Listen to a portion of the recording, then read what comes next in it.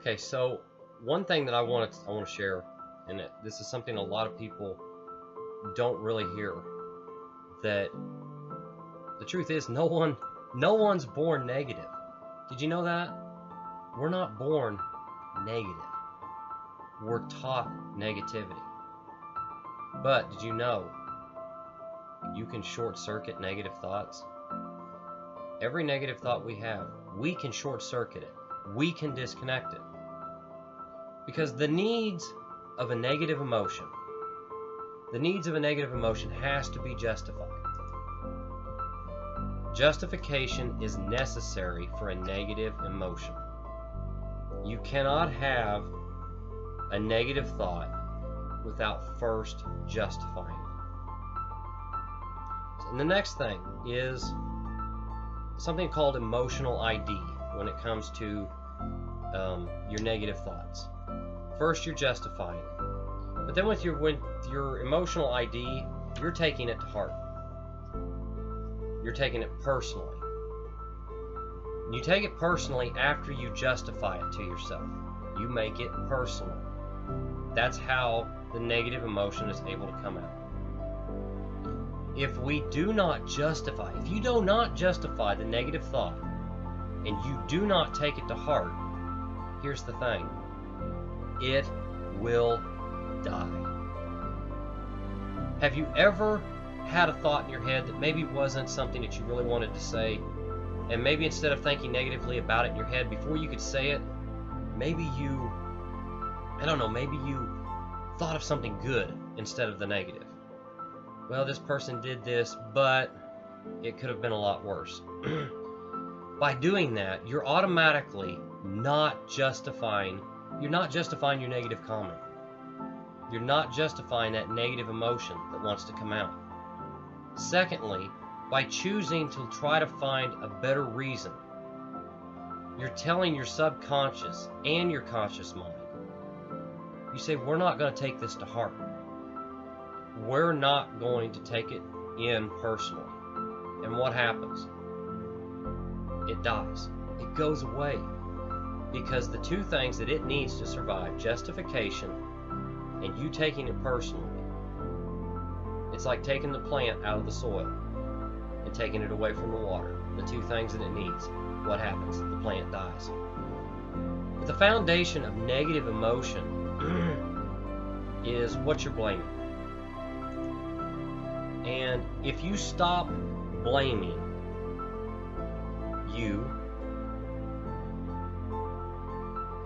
God, basically, how do I want to say this? Basically, if you stop blaming your shortcuts, man, I'm trying to think how I want to say this. Basically, in a nutshell, if you stop blaming, you're going to short circuit your negative emotion. That's it. That's what I wanted to say. You're going to short circuit the negative emotion. Blame is the result of justification and taking it to heart. And so stop blaming and start taking responsibility for being in control. When you start to hear yourself become negative, take responsibility for it. It's too easy, guys. It's too easy. I've done that. I've been there before in my life. It's too easy to just be negative. It's harder to not go with the trend.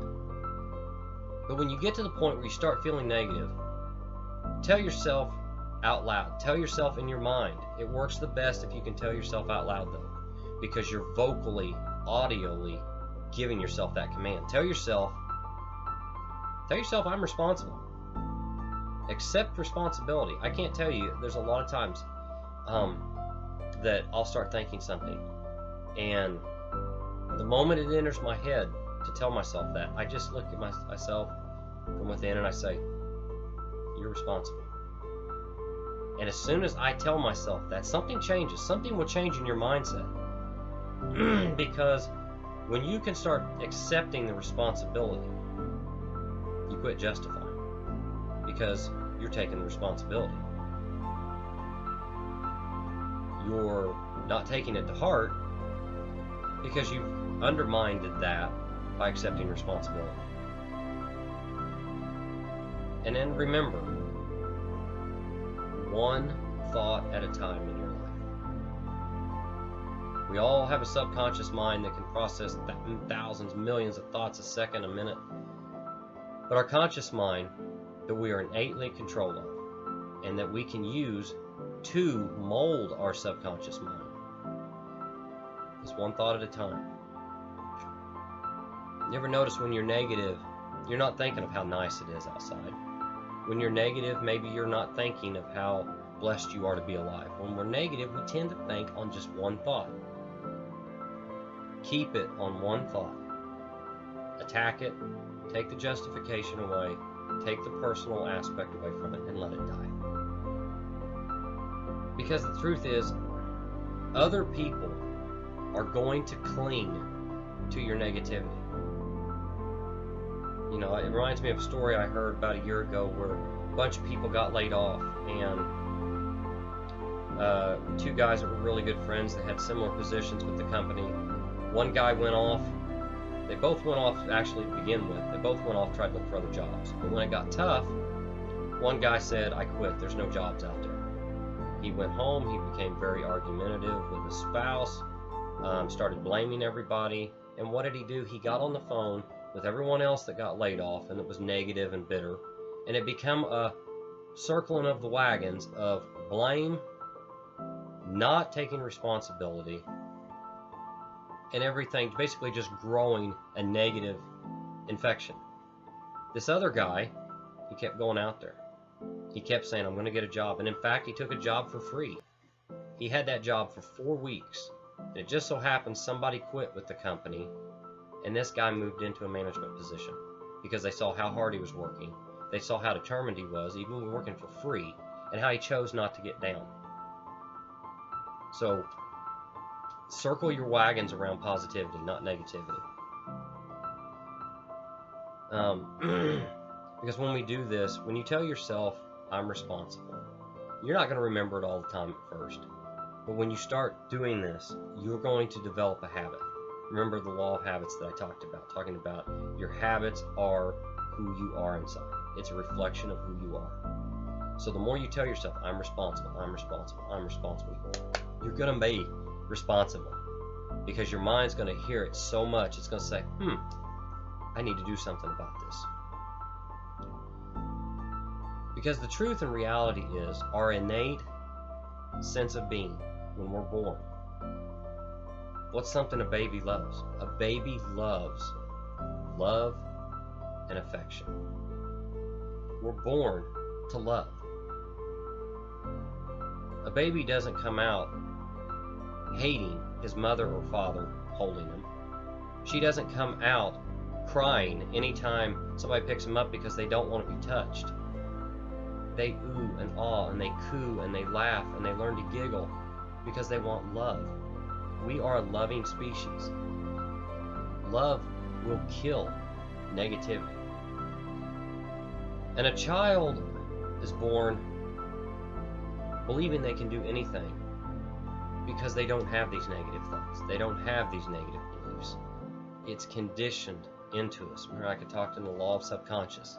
Your subconscious is everything you're slowly conditioned to over time and that you learn. And it is just as easy to reinforce a child's positive state just as it is negative. But we've got to be there also. We've got to be willing to say, "I'm responsible." Because children will learn the negative habit patterns from their teachers, their parents, the people around them, other friends that they've got. And then they're going to start learning, "I can't." They're going to start learning to say, "I can't do this, I'm not good enough." And what happens? It's like I say, negative thoughts. Let's say you think you're not pretty. You're not born believing that you're not pretty. You don't believe it until someone tells you that you're not. And when enough people tell you that, you take it to heart. When the truth is, you're justifying it because other people are saying it. And then you're taking it to heart because maybe somebody you respect is telling you that. It's all in here. And it's all in here. It's all in your heart. What do you really believe? Because that's where the love is. You see, hear, and feel negativity. And basically what you do is you feel what's called learned confinement. It's another form of conditioning.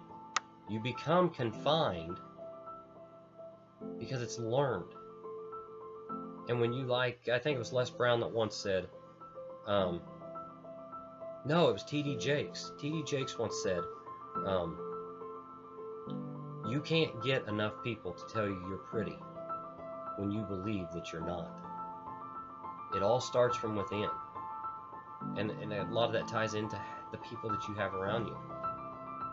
We learn these things. We learn the fear of failure. We're not born failures, and the truth is, I've said it in other videos, we're born to do anything but fail. We learn failure. Fear is felt physically,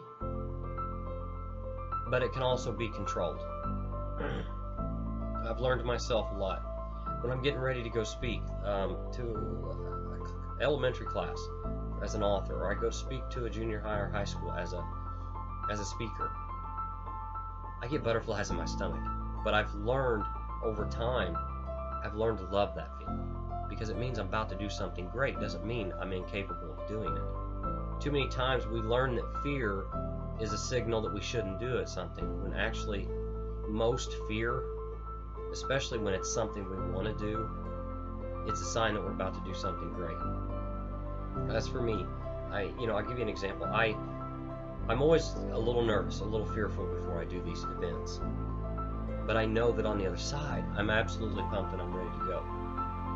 But now I'm afraid of skydiving because I don't like heights. I'm not going to look back on my life regretting not skydiving. Therefore, I listen to that fear. But when it's things that I really do say, gosh, I'd like to do that, when I hear those fears, then I say, well, maybe that's a sign I'm about to do something great. Just remember that it's always learned, and you can beat it. They're hard to defeat, but they are not invincible. Just remember that. Fear is not invincible. Let's say we learn this by being given stipulations at an early age. Conditional love. Maybe growing up as a child, you've had conditional love. People are good to you when you behave this way, or you do this thing. That's called conditional love. And it's conditional because it's conditioning. You want to go have, a treat at the Dairy Queen with your friends. Okay, first, you got to clean your room. You're conditioned. If your room's clean, you'll get what you want. Our emotions are the same way. If you're honest, how many times have you heard, if you're honest with me, the punishment will be less severe. It's being conditioned. And that's how we develop our emotions. But people who can't make decisions, people who can't decide on anything, they're often victims of a learned conditional love. I don't know, let's say wife gets divorced and was let's say she was absolutely in love with her husband. Things fell apart, the marriage ended. Now she's got to deal with herself and her kids. There's a possibility she's going to feel that because the marriage ended, maybe it wasn't his fault, maybe it was hers. Or maybe because she goes out and she tries to have a relationship after the marriage ends and it ends badly. So she starts thinking it's her. She starts thinking, or maybe it's the husband, either spouse. Maybe, they go out and they start feeling that I'm not good enough, or I'm just not meant to be. I've been there. I've done that. The truth is, it's learned conditioning, and you can break it. You can break the conditioning by telling yourself, I'm responsible, and then add things into it like, I like myself. I encourage you, go look in the mirror and tell yourself you like yourself. Go in there and tell yourself, hey, I like me. I'm responsible, and I like me.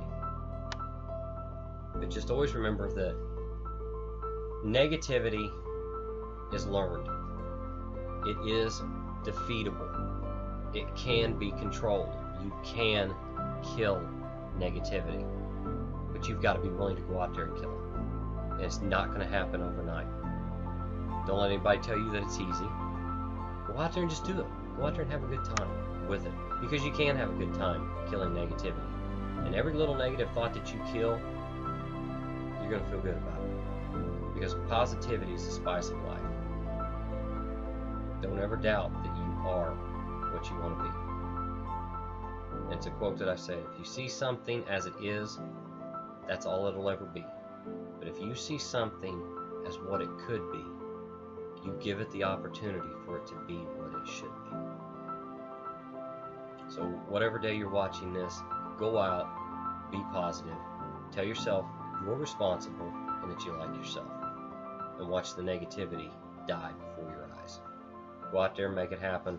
Crush it. See you guys. Bye.